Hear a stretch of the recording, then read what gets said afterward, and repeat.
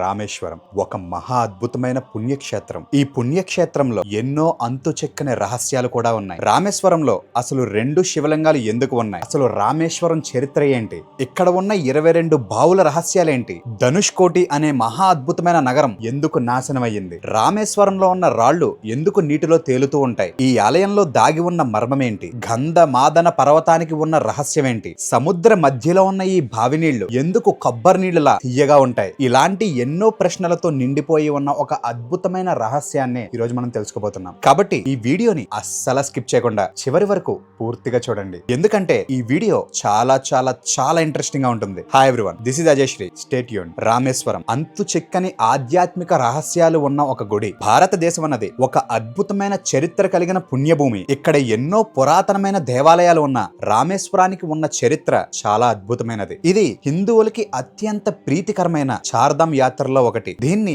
దక్షిణ కాశీ అని కూడా పిలుస్తారు. కాశీ యాత్ర చేసిన వారు రామేశ్వరం దర్శించుకుంటేనే ఆ యాత్ర సంపూర్ణం అవుతుందని నమ్ముతారు. అసలు ఈ ఆలయం వెనుక ఉన్న కథలేంటి, అక్కడ జరిగే వింతలు వెనుక ఉన్న రహస్యాలేంటో ఇప్పుడు మరింత లోతుగా తెలుసుకుందాం. 2 శివలింగాల వెనక ఉన్న అసలు రహస్య కథ ఇది. రామేశ్వరంలో మనం ప్రధానంగా 2 శివలింగాలను చూస్తాం. దీని వెనక రామాయణం కాలం లాంటి ఒక గొప్ప కథ ఉంది. రావణ్ణి సంహరించిన తర్వాత శ్రీరాముడికి బ్రహ్మహత్య దోషం చుట్టుకుంది. ఆ పాపం పోవాలంటే శివుణ్ణి పూజించాలని అగస్త్య మహర్షి సూచిస్తారు. అందుకోసం శ్రీరాముడు హనుమంతుణ్ణి కైలాసానికి వెళ్లి శివలింగాన్ని తీసుకురమ్మని పంపిస్తారు. కానీ శుభముహూర్తం దాటిపోవడంతో హనుమంతుడు ఇంకా తిరిగి రాకపోవడంతో సీతాదేవి అక్కడి సముద్ర తీరంలోని ఇసుకతో ఒక లింగాన్ని తయారు చేస్తుంది. దీన్నే రామలింగం అని కూడా అంటారు. కాసేపటి తర్వాత హనుమంతులు వారు కైలాసం నుండి లింగాన్ని తీసుకొస్తారు. తాను తెచ్చిన లింగానికి విలువ లేకుండా పోయిందని హనుమంతుల వారు చాలా బాధపడతారు. కానీ రాములు వారు ఆ లింగాన్ని కూడా అక్కడే ప్రతిష్ఠిస్తారు. దాన్నే ఇప్పుడు మనం విశ్వలింగంగా పూజిస్తున్నాం. ఇక్కడ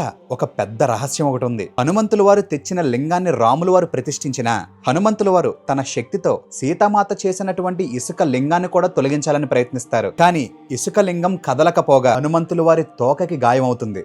భగవంతుడి సంకల్పం ముందు శక్తి సరిపోదని దీని ద్వారా మనకు అర్థమవుతుంది. నేటికి హనుమంతుల వారు తెచ్చినటువంటి విశ్వలింగానికే మొట్టమొదటిగా పూజ జరుగుతుంది. 22 పవిత్ర తీర్థ బావుల రహస్యం. ఆలయ ప్రాంగణంలోనే 22 బావులు తీర్థాలు ఉన్నాయి. వీటిలో స్నానం చేయడం వెనుక ఉన్న ఒక పెద్ద ఆధ్యాత్మిక మరియు శాస్త్రీయ అంతరార్థం ఉంది. ఈ 22 బావులు శ్రీరాముడి 22 బాణాలకి సంకేతమని మన చరిత్ర చెప్తుంది. ఇక్కడ అందరినీ ఆశ్చర్యపరిచే ఒక విషయం ఉంది. సముద్రానికి కేవలం కొన్ని మీటర్ల దూరంలోనే ఈ బావులున్నాయి. ఒక్క బావి నీరు కూడా ఉప్పగా ఉండదు. గమనించాల్సిన విషయం ఏంటంటే ఒక్కో బావి నీరు ఒక్కో ఉష్ణోగ్రతను, ఒక్కో రకమైన ఖనిజ లవణాలను కలిగి ఉంటుంది. ఆధునిక విజ్ఞానం శాస్త్రం కూడా ఈ నీటిలోని ఔషధ గుణాలను చూసి ఆశ్చర్యపోతోంది. మూడో ఆశ్చర్యపరిచే విషయం, ఈ రామేశ్వరం గుడిలో అతి పెద్ద కారిడార్లు ఉంటాయి. ఆ కారిడార్లు మనల్ని ఎప్పుడూ ఆశ్చర్య పెడుతూనే ఉంటాయి. రామేశ్వరం ఆలయ నిర్మాణం ఒక ఇంజనీర్ అద్భుతం. ముఖ్యంగా ఇక్కడ 3వ కారిడార్. ఇది ప్రపంచంలోనే అత్యంత పొడవైన స్తంభాలు వరండా. ఇందులో దాదాపు 1212 స్తంభాలు ఉన్నాయి. మర్మమైన విషయం ఏంటంటే ఈ స్తంభాల కోసం వాడిన రాళ్లు రామేశ్వరంలో ఎక్కడా దొరకవు. వీటిని సముద్ర మార్గం ద్వారా వేల మైళ్లు దూరం నుండి తెచ్చారని మన చరిత్ర చెప్తోంది. అంత భారీ శిలను ఆ కాలంలో నీటిపై ఎలా తెచ్చారో అనేది ఇప్పటికీ ఒక రహస్యమే. ఈ కారిడార్ లో నడుస్తూ ఉంటే మనకి ఒక ఆధ్యాత్మిక అద్భుతమైన ప్రశాంతత కలుగుతుంది. ఇక్కడ ధ్వని తరంగాలు ప్రతిధ్వనించే, అంటే ఆ టెంపుల్లో వచ్చే సౌండ్ చాలా అద్భుతంగా ఉంటుంది. ఆ స్తంభాల పైన చెక్కబడిన శిల్పాలు ఎంతో అద్భుతంగా చూడముచ్చటగా ఉంటుంది. 4వది ధనుష్కోటి. ఇది ఒక మర్మమైన నగరం. రామేశ్వరానికి చివరన ఉండే ఈ ధనుష్కోటి అనే నగరం ఒకప్పుడు కలకలలాడే మహానగరంలా ఉండేది. పూర్వం 1964లో ఒక భీకరమైన తుఫాను వల్ల ఈ నగరం మొత్తం సముద్రంలో కలిసిపోయిందట. అప్పటి నుంచి దీన్ని గోస్ట్ టౌన్, అంటే దెయ్యాలు తిరిగే స్థలం అని పిలుస్తూ ఉంటారు. మహా అద్భుతమైన రామసేతు.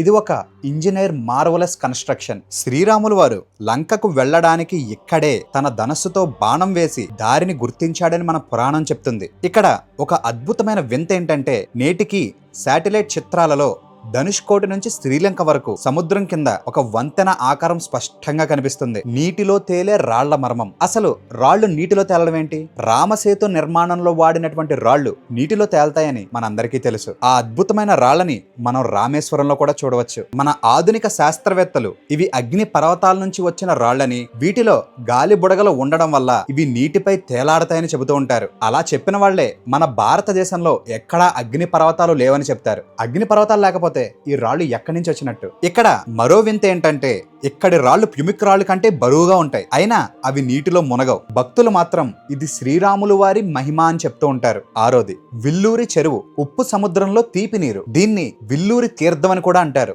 చుట్టూ కిలోమీటర్ల మేర వరకు ఉప్పు నీరు ఉన్న ఈ చిన్న బావిలో నీరు మాత్రం కొబ్బరి నీళ్లలా తీయగా ఉంటుంది. సీతాదేవి దాహం తీర్చడానికి రాముడు తన బాణాన్ని భూమిలోకి వేయగా ఈ నీరు ఉద్భవించిందని మన పురాణ కథలు చెప్తున్నాయి. సముద్ర గర్భంలో ఇలాంటి స్వచ్ఛమైన నీటి ఊట రావడం ప్రకృతి ప్రసాదించిన ఒక మహా అద్భుతం. ఆ నీటిని ఇప్పటికీ చాలా పవిత్రంగా భావిస్తూ చాలా మంది తాగుతూ ఉంటారు, వాళ్ళ ఇళ్లకి తీసుకువెళ్తూ ఉంటారు.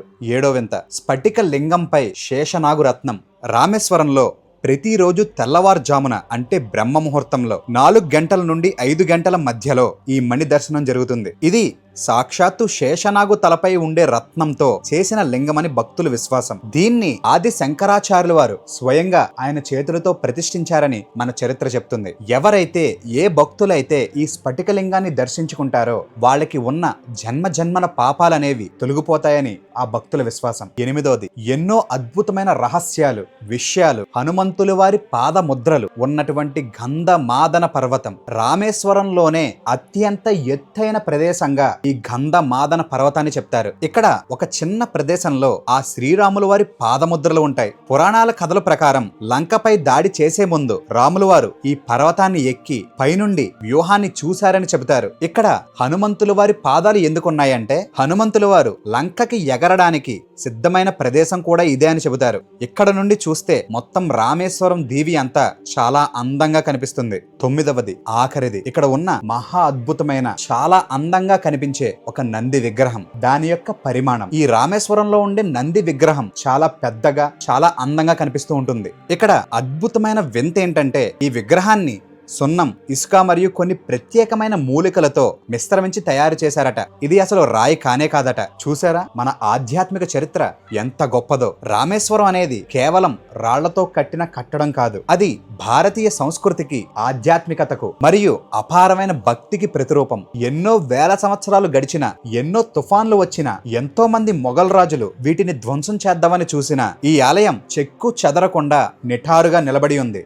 ఎప్పటి నుంచో ఈ గుడిని ఏదో ఒక ఆధ్యాత్మిక శక్తి రక్షిస్తూ వస్తుందని భక్తుల నమ్మకం. అటువంటి ఈ అద్భుతమైన గుడి చరిత్ర మనం తెలుసుకోవడం మన పూర్వజన్మ సుకృతం. మీకు నేను చెప్పిన కంటెంట్ మనస్ఫూర్తిగా నచ్చితే ఒక లైక్ కొట్టండి, ఒక షేర్ కొట్టండి, మీ ఫ్యామిలీతో షేర్ చేసుకోండి. మీరేమైనా కొత్త స్టోరీస్ తెలుసుకోవాలనుకుంటే నాకు కమెంట్స్ లో మెన్షన్ చేయండి. నేను డెఫినెట్ గా మీకోసం మంచి స్టోరీ కాన్సెప్ట్ తీసుకుని దాని మీద రీసెర్చ్ చేసి మీకోసం మంచి వీడియో చేస్తాను.